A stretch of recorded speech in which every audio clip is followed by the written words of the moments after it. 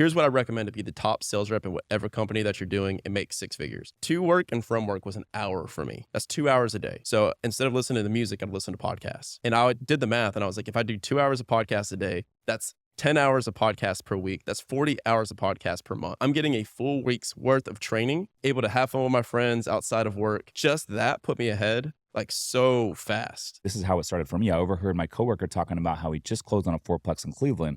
And I said, how did you do that? And he goes, go read this book and go listen to this podcast. And it was the Bigger Pockets podcast. And I started binge listening to it, hearing these interviews and hearing these conversations and hearing all these different stories of these different folks that have successfully done it really was inspiring me. And that was really what like led to it. Out of all these different platforms that we're on, like TikTok, YouTube, Instagram, Facebook, Threads, Twitter, and then you got the podcast platform. The podcast platform, the listeners, the demographic are actually the most educated. They're trying to, I mean, think about it. They're driving to work. They're driving home from work. They're in the gym. They're listening.